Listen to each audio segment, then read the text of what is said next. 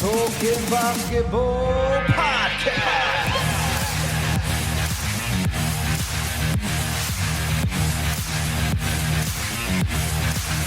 Mark, you've been busy. I've been busy again. You've been busy with those intros. Busy and busy and busy. Well, you said I've got to make a few every now and again, so I thought, why not? Yeah, that's a good one. Yeah, it's coming along, isn't it? That is a 9.5 out of 10. 9.5. What would push it over the edge? I don't know, but that's a good one. Well, welcome everybody to another edition of the Portsmouth Basketball Podcast. I am Mark. I am Paul, and we are in our northern office. Northern studio. Northern location. I wonder if anyone will pick up that it sounds slightly different. Well, I don't know. More intimate in here, isn't it? A bit Yeah. closer. But we haven't got northern accents. No. And that's the important one. Yeah. I didn't bring my passport. I know we're very far north, but you know. Yeah. So, we better get cracking. How is everyone listening today? BBL, there's been a lot of activity. NBA, there's been a lot of activity. Yeah. In England, it's been very stormy, Mark. It's stormy like the BBL. Yeah, super stormy. But I'm going to kick it off this week. Look out that window, Mark. Look at the trees Yeah, they're not happy. being thrown around. Thrown around. Yeah, even down the beach, there was some nice big bits of wall that have been moved. So, yes, if you are listening and you are enjoying the breeze, I hope you haven't had too much damage going on. And if you're in different countries, well, I'm sure you're enjoying lovely sunshine or snow. So I'm going to kick off this week, and I'm going to start with the NBL. We having a jingle? We can have it. What jingle would you like today? Well, I think that one. I think that would be perfect. And the reason is because the NBL is our national basketball league in the UK. And as we've said before, the BBL is its own thing. It's its own tier. It's a pyramid of one, so to speak. But the NBL from the Portsmouth Force in Division 3. The mighty Portsmouth Force, The Mark. mighty Portsmouth Force. Yes. Then you've got Division 2, then you've got Division 1. And in NBL Division 1, Essex Rebels had a crowd attendance of 1,077. That is BBL standard. That's really good, isn't it? That is BBL standard. And I just want to start with that. So congratulations to them. And, it's nice seeing lots of people going out to watch what is, I would say, arguably the core of basketball in the UK. Because if you think of all of the local league teams, and then you have the divisional local teams, and then you have BBL. It's achievable, isn't it? It's Like, achievable. People can see. A local league team could start a team and you could end up in the NBL Div 1. Yeah. And when we've interviewed people like Simon, and we've interviewed Rob and Tom, and a lot of the people who have come up through just doing their fundamentals, basic basketball, then getting into local teams and then local leagues and progressing through. When you see an NBL team, that's like the top tier that you progress to. BBL is its own thing, and obviously you'd love to get there, but you also have EuroLeague, you also have NBA, so they're all separate products, but NBL was where you can get to. So I thought that was amazing. Well, 1,000 people, that's massive. 1,077. That's massive. That's fantastic. Big credit to them. Yeah, massive. I mean, that is a attendance worthy of BBL standard. That's the sort of attendance that, arguably, if there was enough seating, I'm sure we could get in. Maybe. I mean, I know, is it Reading Rockets they were looking at there as well? And I think there was a Brighton team that were looking at it.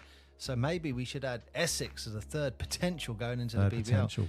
They've got the, sounds like the capacity. And they've got the love for it, and they've got people who want to go and watch it. And that's why I wanted to bring it in, because I think it's lovely seeing people wanting to go and watch basketball. Yeah. And that's a divisional league. The BBL, it's got all the razzmatazz, it's got all the Showtime stuff. We get that. This is National League. They still have a level of that, but there's that many people going to watch it. Yeah. That's really encouraging for when you see the Force, when you see other teams all progressing through. And when you said the only thing I was slightly disappointed about this was I couldn't look up and tell you where Essex were in Div 1 standings. Yeah. And I'm going to continue with us just being honest with this.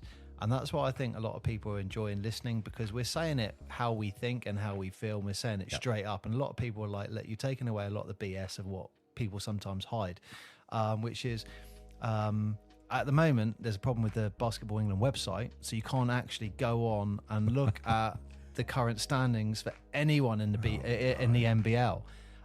So it's that's the first thing I went. I can go and look at their fixtures and guess and summarize it, but I just thought, hang on, come on, Barcelona, England, get the ball there. Get the tables up.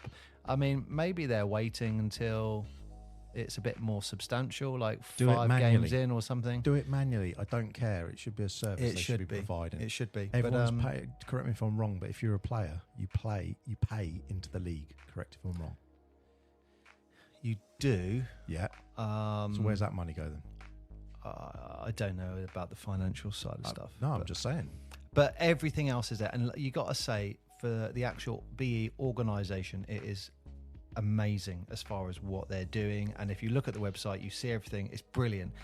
It's like, oh man, just come on, get the tables up. I just want to see where the Force are in the rankings, compared to everyone else and stuff like that. And then when you mentioned that, was it Essex Rebels? Essex Rebels. First thing I went to do is, right, let's see where they are in the table. Oh, it's not up. It's not up yet. So I have a theory about that. What, the actual table standings? So one of the things that I noticed when we brought everything over into Talking Basketball and we moved it all across, we were still out of season for the BBL. We hadn't started yet the season for the NBL, and the NBA obviously hadn't started. So we were effectively out of season for basketball. And we were up in like 6th in the charts then, and we'd only just started and thought, that's weird. It's because no one else was. It's almost like people take a break for like 3 or 4 months.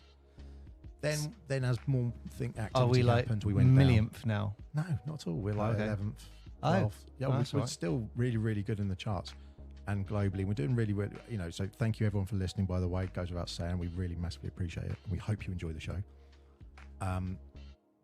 But it's the amount of activity. And that activity, I know there's something you're going to be talking about later that has had loads of activity talking about it on the internet with people trading this week. And that's where you see all these shows come up and you see all the activity come up on the internet. But other than that, things go very quiet. So I think generally it's just everyone warming into the season. And they're they're just picking up, we've got to get these tables out. We've got to do all this. It's like, yeah, you should be ready for all this stuff. There's some teams don't even get their schedule out or let people know when their next fixtures are coming up. You're seeing all sorts. Fixtures are always quite a challenge, but yeah, I mean the table, whatever code or whatever setup you use from the previous year, you should be able to just translate that, I'd imagine. I mean this is coming from a web design perspective as well. That should be fairly straightforward. It's just a spreadsheet and you put the numbers in and you put it out there, even if it was really basic. Even if you didn't have all of the breakdown of the scores, here's the score. That's all I want to see. Where's the table and here's the score. But I don't want to be too harsh on BE because they do a lot of great stuff, and it's just the standings. I just want to see the standings. So I think that is the area if they polish it up, because ultimately, as much as the BBL is a great product and they're doing some good things with it, it's a product, and the BBL is very clear that it is a product.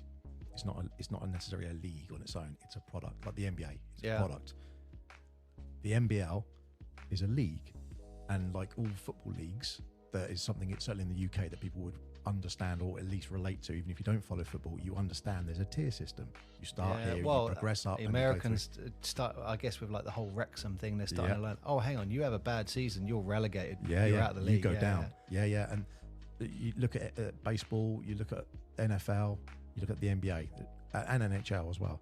They don't have tier systems. So correct me if I'm wrong, maybe there is one in NHL. I'm not sure on that as much.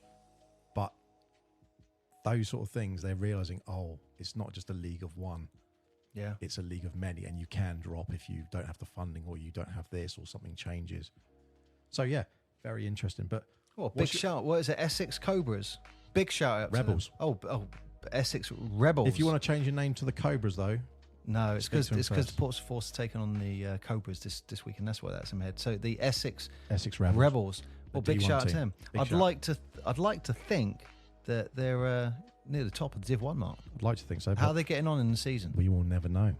I don't know. I literally saw it as a news pet, and it saw it flash up, and I thought, that's awesome.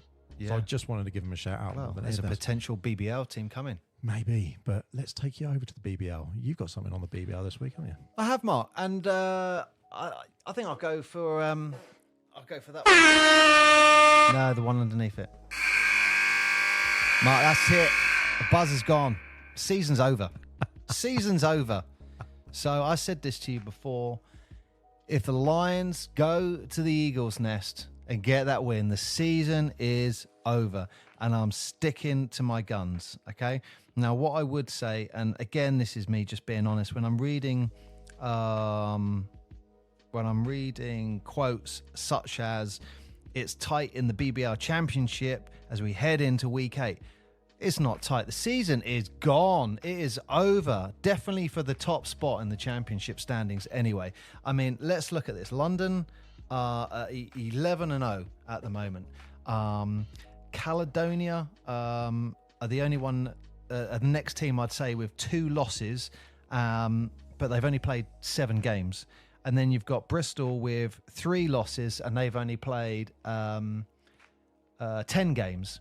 So, I mean, as a mathematician, I'm looking at that going, looking at those stats, there's probably a good chance that those teams there are going to end on maybe around 10 to 12 losses if that pattern continues.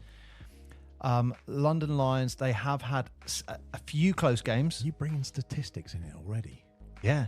It just turns into maths at a certain point. Like, we're over a quarter of the way through. Like maths homework. We're approaching a third of the way through the season. London have had a few close games. I mean, I will go as far as to say, and I said this to you before, I think they might, by the end of the season, pick up maybe 3-4 losses. And then what did we do? I just showed you last season's standings, and what the first thing we saw, London Lions top 4 losses, and I went, oh, okay, that looks like it's going to be a similar end standings than last year. And it's, I mean, I'll be honest, when I look at the table now, I kind of ignore the top 1. The rest of it is definitely tight. You ignore them. You just ignore it. Well, they've won. That's it. The season's over. Like, as far as the league is concerned, I'd say give them the trophy now, and say see you later. If they lost, they're not going to lose 3-4 in a row, and it's suddenly going to be on the cards again. Sorry, I've got the squeakiest chair in the world as well. Yeah, it's your bones. Do you know what? This is leading into the a point I'm going to make. So I'm going to throw it in with this one. We can mould it in. You say Bristol. You say that about London Lions, Bristol Flyers, Caledonia. The Flyers. No, I'm saying London Lions. Are running away. They're running away with it. Everyone else, I think it is a tight season and everyone can beat everyone. I agree with that. I want to say that the Flyers, they lost their first 3 games. Yeah. And a couple of them, maybe they could have done a bit better. They were finding their feet. They've now gone 7 straight wins. Yeah, they're doing all right. And they're second in the league. And I know they've got 2 games on Caledonia, but they are second in the league at the moment. And I don't know. They were a team that I fancied them as a team. I like their logo. I like what they were doing and everything. But 7 straight wins, that's pretty impressive. So yeah, I wanted to give them a shout out this week because I think that's worthy. From having a rocky start and having 3 losses where at least 1 was a throwaway. And those wins that they've had are not difficult. They're not easy wins either. They've had some tough ones. But unless they can knock the Lions off. Bristol are not far from us, Mark. That's not that far. They're not. They're not at all. Go down to Ashton Vale and check them out. But I agree with you. I think it does seem a bit over. And then I guess the question is, if it does feel over like this, what's the incentive to watch? Well, there's definitely incentive to watch because I think the rest of the teams playing each other, everyone's beating everyone. There's a couple of times someone's taken, got London quite close. Like we saw the Eagles at the Copper Box. You also, the one fixture I'm looking forward to now, I haven't got it. I know you're going to throw me under a bus and say, yeah, where is that? Anyway, the one fixture I'm looking forward to now is when London have to travel to Scotland, because the Gladiators are undefeated at home. And that is something I'm looking forward to. And the Gladiators are also third in the table. They've only got 2 losses. Yeah. So if anyone's going to push them, I think it's the Gladiators. They got their stadium now. And some of those games they've had, I will say, on all of these BBL games, one thing that really does stand out, and it was a bit like that NBL game, was the crowds. They're really getting behind all the teams and really providing a great atmosphere. You're not seeing any of these games on the highlights, watching them full sky, however you're, viewing them. That the crowds are there and they're really getting into it. Yeah. So that's really positive to see. Certainly for basketball in the country, it's really good to see that all of those people want to be involved in it. Well, Mark, that's my point. I just want to say, congratulations to the London Lions. You have won the... Wow, 2nd of November, you're calling that. Yeah, I'm calling it. It's over, Mark. It's done. It's done. If they lose the next 3 games, then I will apologise and eat my hat, as it were. But, the season's over. As far as that top spot, season's over. But look, the rest of the teams they're exciting games. I mean, you just need to look at the game tonight. It's all exciting games coming. So you've got another game you want to talk about? Yes. Do I? Caledonia. The Gladiators. Yeah. So there was a hang on. I need a buzzer for this, Mark. I'll do that one. It's fine. So we've got to talk about the Gladiators, Caledonia Gladiators, undefeated at home, and they took on the Leicester Riders. And if you have not seen the highlights, go and look at the highlights. It finished 84-83, and what a finish. What a finish. But before I talk more about their game, I want to show you something, Mark. We've been talking about this for a while. Look what I found. This is the Caledonia Gladiator kit. We've been saying, I said, I hope there's a tartan trim. That's where we saw it. And that's, look at that tartan. I said down the side of the, yes. That makes sense. That is absolute genius. Right, you've got some homework. I've got some homework for you. What? You were so obsessed with that tartan. Yeah. I want you to find out if there is a clan that is associated with that particular type of tartan. I'd be shocked if it's not like a clan in that area. I'd be shocked. The Caledonia, they used to be Glasgow Rocks, didn't they? And it's Glaswegian. It's in that area. So I just, you have your Scottish heritage. There's your homework. That's all you got to do for next week. You just got to find out if there is. I'll see if I can think of giving you some homework as well. But anyway, no, we'll tell you what. Why don't we speak to Caledonia? We'll speak to the media team and see if they can let us know. I'm sure there will be reference to a clan nearby for sure. That is cool. We've been saying it. There's got to be tartan trim. The only way it could be better if it actually felt like tartan on the side. Is it only on the light blue kit? I don't know. No. Look. Let me go back. I want to see. For those, is it on the dark blue kit? Obviously, no one can see what I'm doing, but I've taken a picture of these 2 kits. So look, there's the dark blue kit, yes, and it's got the trim. Oh, we said it. Do you know what? I think I prefer it on the light blue trim, actually. I didn't pick up on that, if I'm honest. I did not pick up on that. So I'd like to think that they changed their kit based on us saying that they wanted 100%. Time. That's what happened. As we like to say, Caledonia, you're welcome. You're welcome. You are welcome. Going into the Coliseum. So the Leicester Riders are at the Coliseum, Mark, a few days ago. And look, we got a talk about the fact that it's still undefeated. Patrick Whelan with 24 points, 4 rebounds and 5 assists. I got to say it like that because he was on fire. Yeah. He was outstanding. He was bloody outstanding. I got to talk about towards the end of the game, he had a huge clutch 3-pointer. And then he took a charge straight after. I love it. I love seeing clutch charges. It takes a lot of testicular fortitude to take charges, and he took it. I also think I want to say that three at the end, I think it might have been a back-to-back three. I think he hit 2 threes in the last couple of plays. Wow. And it was great. He hit this huge three. And then, the one of the outstanding players for the Leicester Riders, I don't know his first name, but Mackenzie. I would almost say one of the poster boys for the BBL. Yep. He had, again, you got to say, a huge shot where he might have lost the ball for a split second, drove in top of the key, jump shot, boom, took the lead by 1 point with 7.5 seconds left. Oh, hang on, I'll be specific. 7.7 seconds on the clock mark. Oh, God.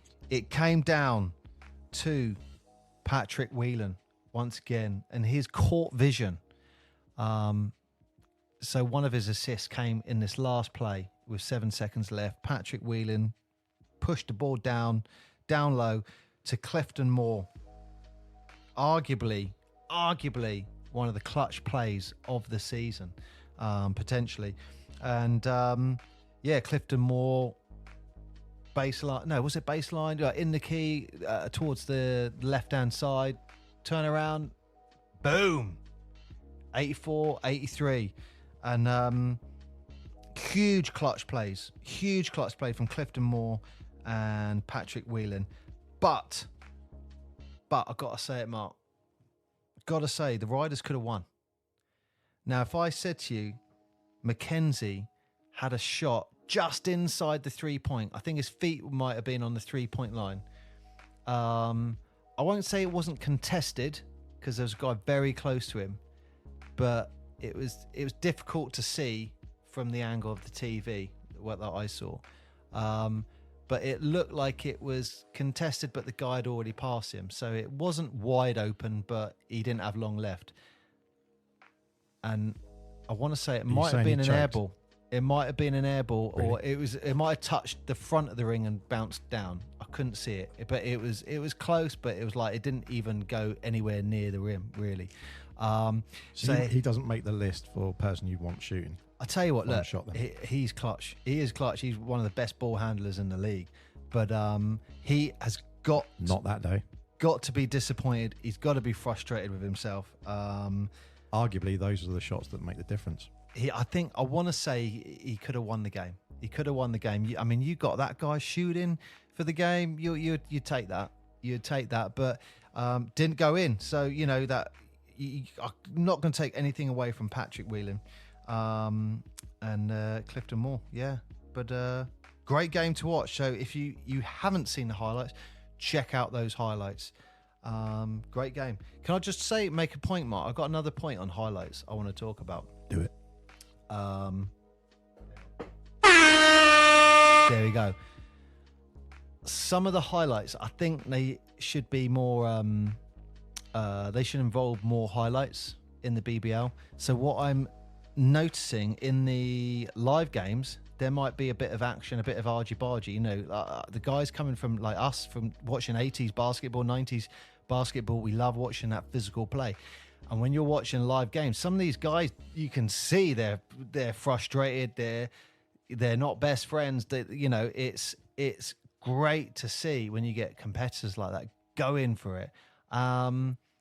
That doesn't translate into the highlights. No, it doesn't.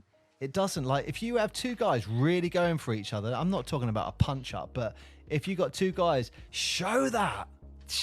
That's what people want to see. That's what creates the excitement in an all-star game when these two players are now north and south going against each other and everyone's kind of, picking their guy to win.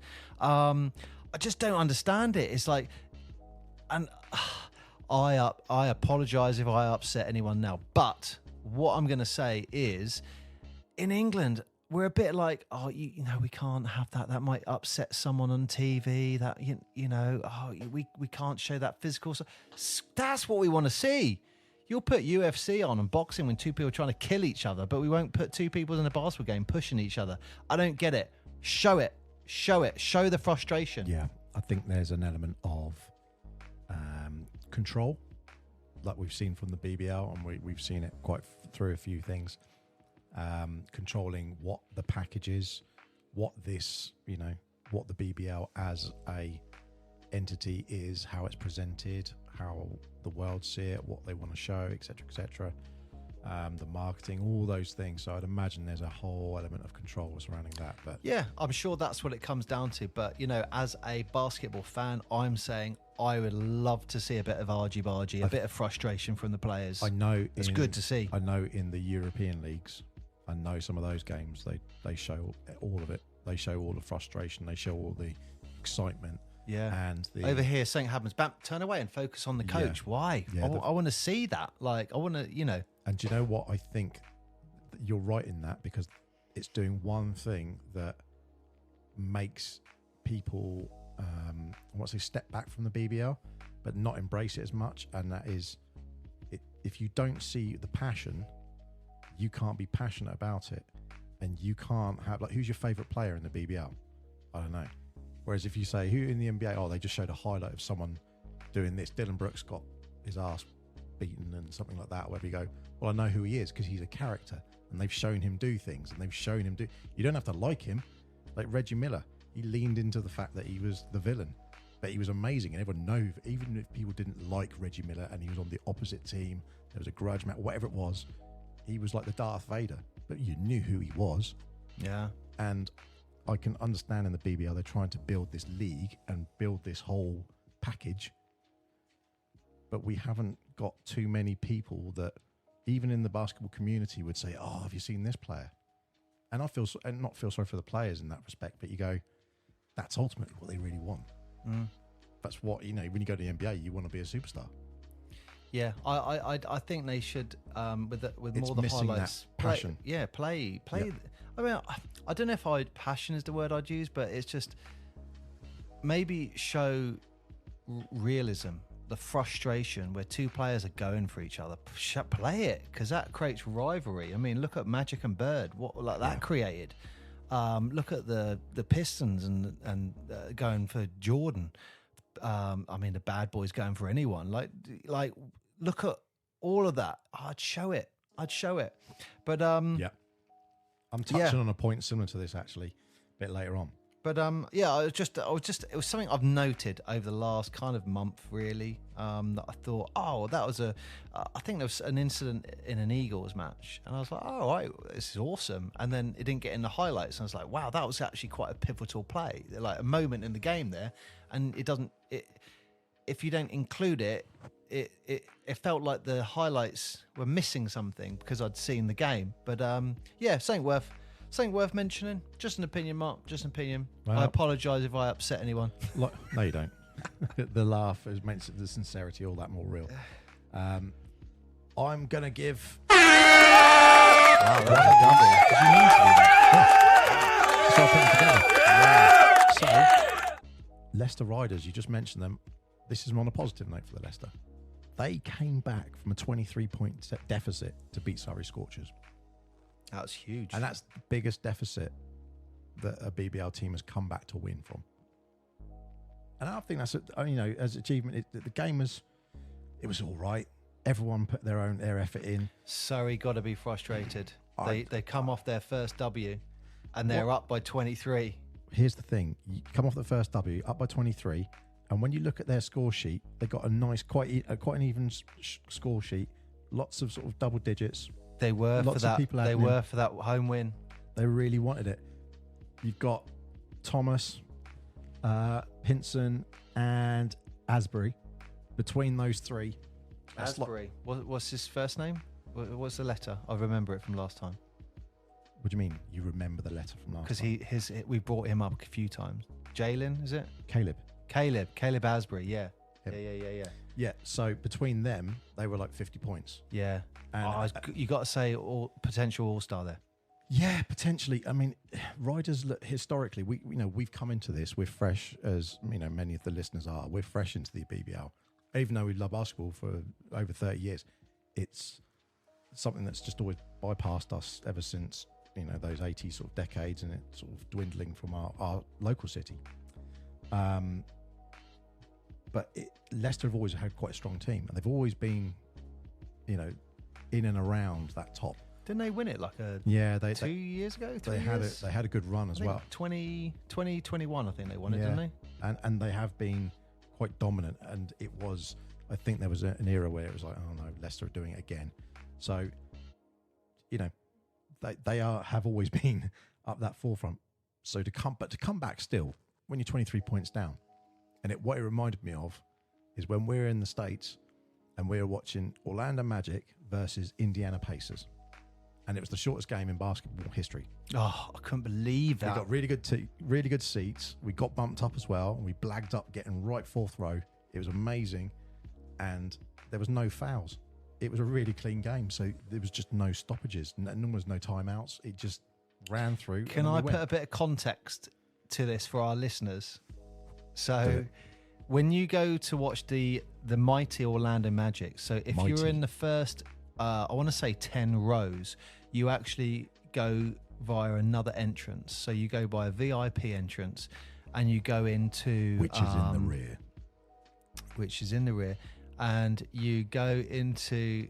I just repeated what you said. What have I just said? Oh, you laughing, so I've said something. It's in the rear of the arena. Is that just BS? Oh, okay. I've lost him.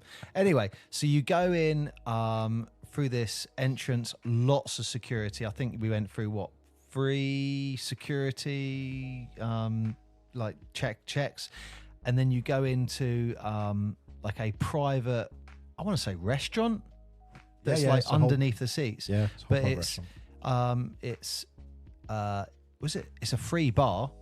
Yeah, free bar. Oh yeah. Free food, and when I say food, I'm not talking crappy food. It was proper meals, like a roast dinner, isn't it? That was the first time we ate proper on that holiday. Proper food in the holiday. Yeah, it's like a week in. It's like, oh, these are vegetables. Oh yeah, we're in America. We haven't eaten these for a while. Yeah, so you can choose between the different roasts you have and stuff like that.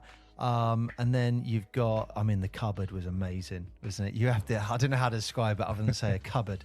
But imagine like a really wide cupboard with different shelves, and on like the top shelf will be load of crisps, second shelf load of M&Ms, load of cookies, and load of Mars bars and stuff like that. Again, it's all free. Everything in there is free. So you had free beer as well. A free beer. So anyway, the whole point of this is you do have to tip.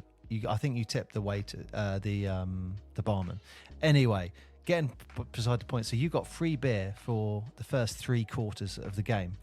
So when you have the quickest game in NBA bloody history, when you're getting free beer, it was like, this is typical. You want the longest. Yeah. But another story with this. So we were with another two people at this game, and our seats were split. There was 2 seats together in row 4, 2 seats in row 6, and our plan was. Mark and I would go in row 6 for the first half. They would go in row 4 for the first half, and then switch it up. So we sat down in our seats. Arguably the best basketball view I've ever had, easily. And the other 2 guys, they went and sat in the other seats, and then because it was on the centre court. On the centre line as well. Like it wasn't the TV view. Yeah, I'd say. Proper TV view. Yeah, and like literally, you had like someone like the frickin' Rock sat in front of my brother, and this guy must have been like 6'8" or something, and we were just sitting there going, "Oh look, that is bad luck having that guy in front," and then no word of a lie, we had probably the smallest people. They were from the forces, weren't they? They were from, because what they do around like the stadiums, they give a certain amount of seating up to their serving forces, don't they? For like Army, Air Force, Navy. And it was 2 ladies who were in, I guess it was Army outfits, but they came in and they must have been like 4'1" or something. Oh, they were tiny. They were absolutely tiny, but they sat down and it was like, wow, it's literally like no one's in front of us. Yeah, their head wasn't much higher than the back of the seat. It was like, this is fantastic. This is fantastic. And at half time, my brother's like, do you want to swap? We have got a great view here. And I'm like, no, you stay there. You stay there. You're all right. Have a lovely time. You're all right. But in that game, at one point, Orlando were down by, they were up by 14. It was like, this is amazing. It's like we'd watch them win and think, this is great, we're going to watch another win. We went down to the bar, came back with your beers, and I was carrying your beers so you could carry more. Got there and it's like, why are we like 2 points down now? And we were 12, 14 up, and they just went on a run. Yeah, we went long. It was like, what, 2 minutes at the bar? Walk down the stairs, walk round, go straight in there. There's no one in the bar. And then as they see you coming, they're like, that's what he orders. There's a lemonade and there's 2 beers. Or it's 3 beers and a lemonade, I think it was. Your beers, obviously. And then literally walk back through. Yeah. Why are we down? So not even 2 minutes. And I mean, that's the excitement of basketball, that it can change that quickly, obviously. But you just thought, what's going on? What? And they just, I think it was, can't think of his name now. Something from Indiana were on fire. I think they beat Orlando that night, from what I remember. Oh, they did, yeah. But they literally just kept feeding this guy the ball, and it was like in 3, in 2, in 3, and he went on this streak. It was like a 14-point streak not in 2 minutes. But yeah, sorry to take over your story. No, you're but not. That's it was. I just want to add context to that. That was the night I rolled my ankle outside the Magic locker room. Well, they ended up losing by 8 points in that game, and you think 8-point loss. And sorry, this is now the back on the Surrey Scorchers. Leicester Riders. Yeah, but Surrey they're up by Scorchers. 23. So they're up by 23. They'll be frustrated with themselves. I mean, that's got to be, especially when they'd come off their first win, and you think, okay, we're getting something under us. That's got to be a real shame. So, maybe disappointing for the Southern performance there. But congratulations to Leicester on that win. Well, Mark, let me go on to my point. You're impressed with that, If you could have seen how he pressed that button, you would not be impressed. You're impressed with that footwork. That's what I'll say.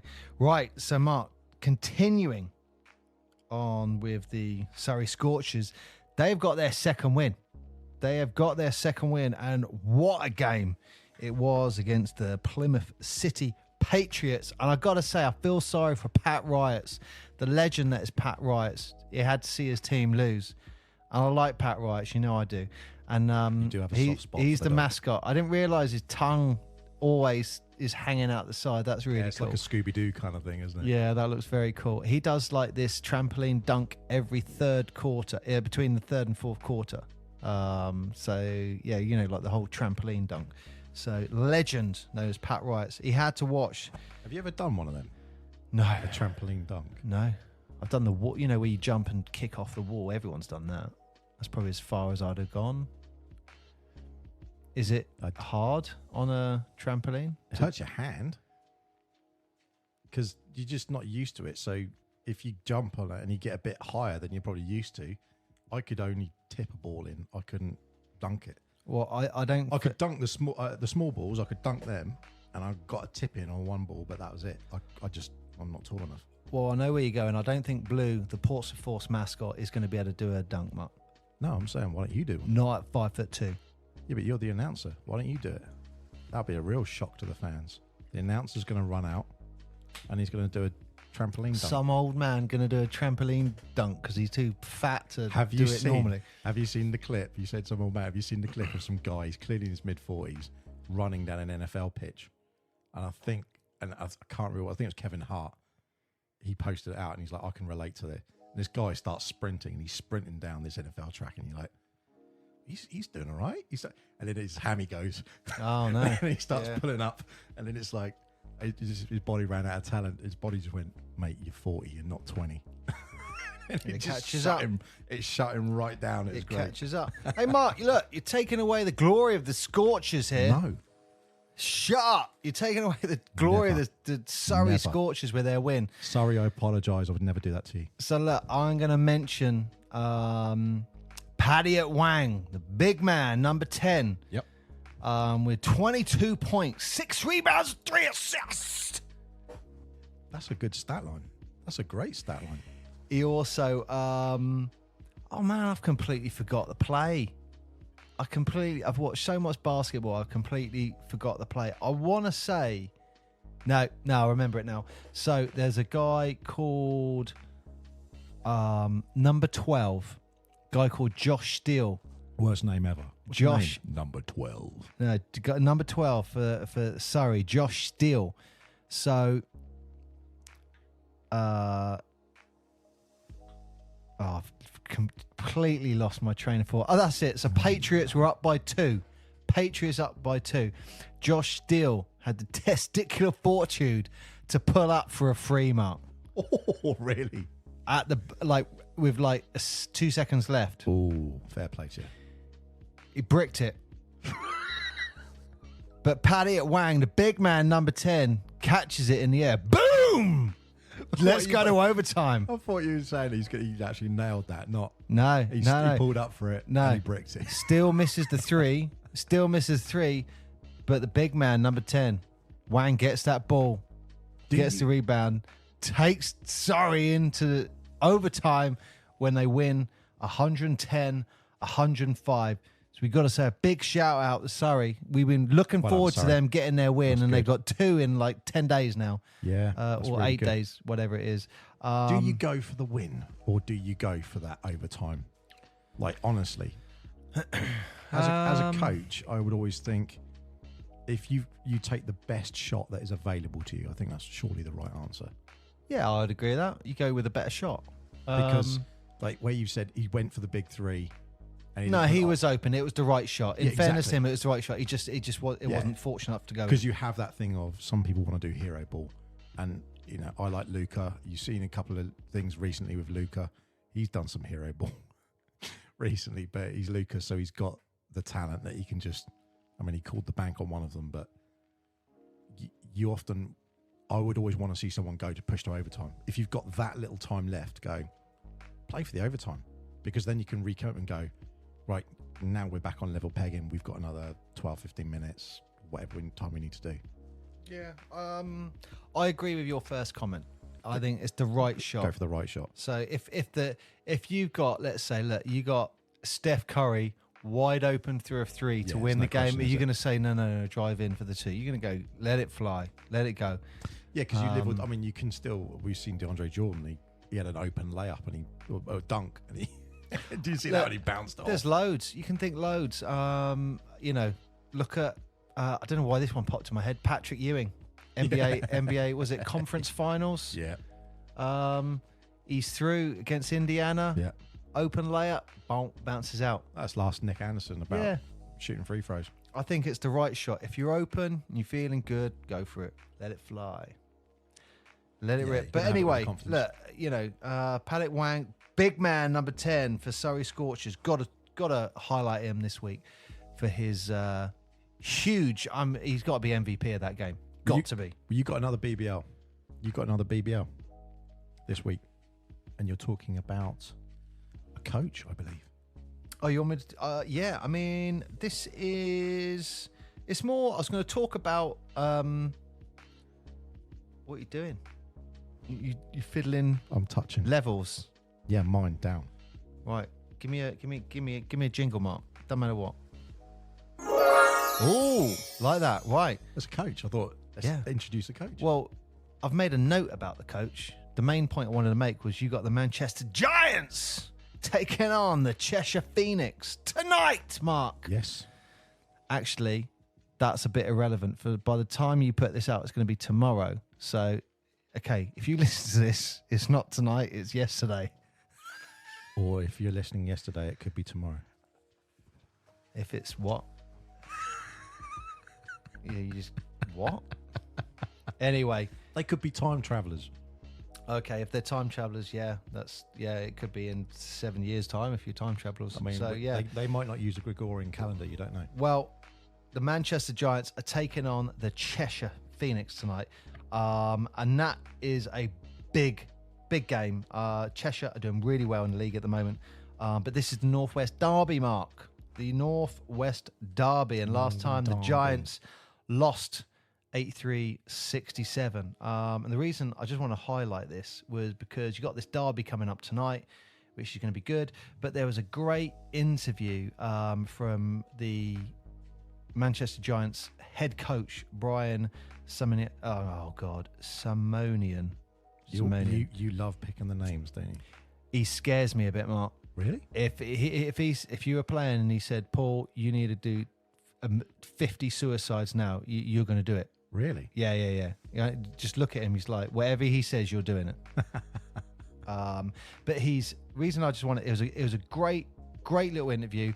So if you got a moment, definitely go and check that out. Did you know he's head coach and GM? Really? Yeah, he's head coach and GM, so he's got double the work. He coached in his coaching history at Rucker Park, the famous outdoor court in New York, which is always interesting. And he has also spent some time with the Cheshire Phoenix. And now he's returned back to Manchester and they're taking on the Phoenix. So there's a little bit of history there. I mean, in the table, realistically, Cheshire are 4th and Manchester are 8th. But look, when you've got Jamal Anderson, when you got him in your team, doesn't matter, Mark. Yep. Doesn't matter. But you've got the Cheshire Phoenix head coach. Oh man, some of these names. John Cafino, I think his name is. Now, I didn't realise John Cafino. Cheshire John. Him and Brian Simonian, they actually were coaching in the NBA D-League together. So they were aware of each other. And I think that's where they met up as well. And that's where the link came from. So they're going head-to-head tonight. And also, I could be wrong. I haven't looked this up. It was just something I heard in a random game as it was happening.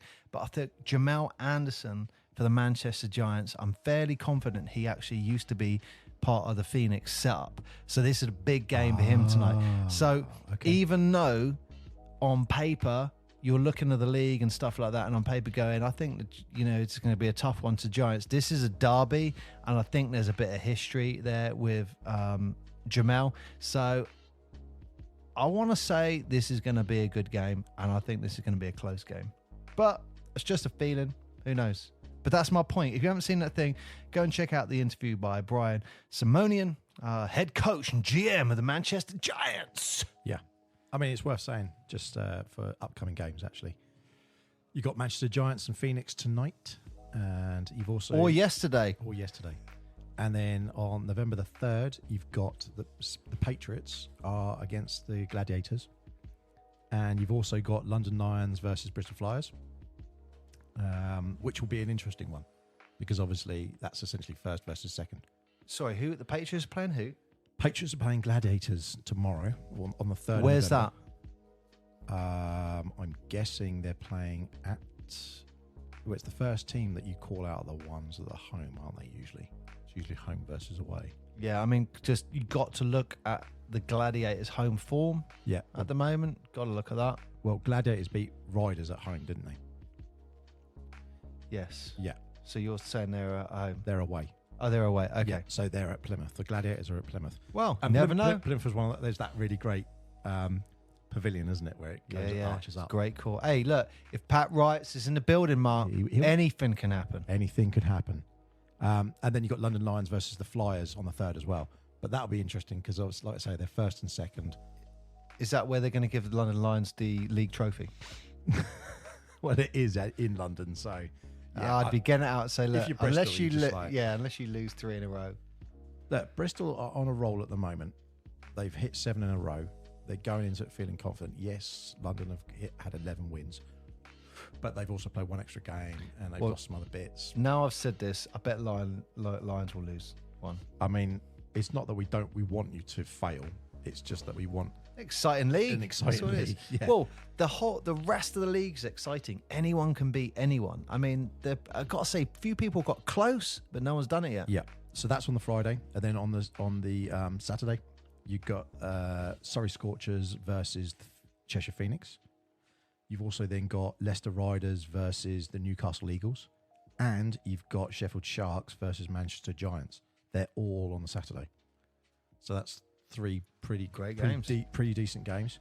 And then on Sunday, you got Bristol Flyers home to the Caledonia Gladiators, and the Plymouth City Patriots are home to the London Lions. So, some good basketball this week. I don't think the league's going to change that much. Maybe some mid-table sort of stuff. But did you want to say what the league is at the moment? Where the standings are at for people? Yeah, London are at the top, and everyone else can beat everyone else. I think we've summed it up, Mark. I think I think you know. I mean, London are flying. Plymouth are 10th at the moment. Bristol are doing very well. Manchester. Now, the reason I think it's interesting, 6th, 5th, 4th, and 3rd are all tied. Caledonia, then Cheshire, then Leicester, then Sheffield Sharks. They're all on 5 wins, and then they will have a mixture of how many losses depending on how many games they played. But they're effectively all tied, which is quite, an interesting mid-table. And then you've got the Giants and Scorchers sort of down near the bottom, and Plymouth are sat at the bottom at the moment, unfortunately. Mark, I just noticed a stat early in the season, but the difference is a 4-point difference in league points between 2nd and 6th. Yeah. That is open. That is wide open. Exactly, except for 1st. Yeah, that's what I'm saying. The rest of it, you think, wow, anything can happen there. Yeah, so you're playing for pride and place, but you're not. You're talking one loss somewhere, a win somewhere, and bam, look, someone can, a place can change.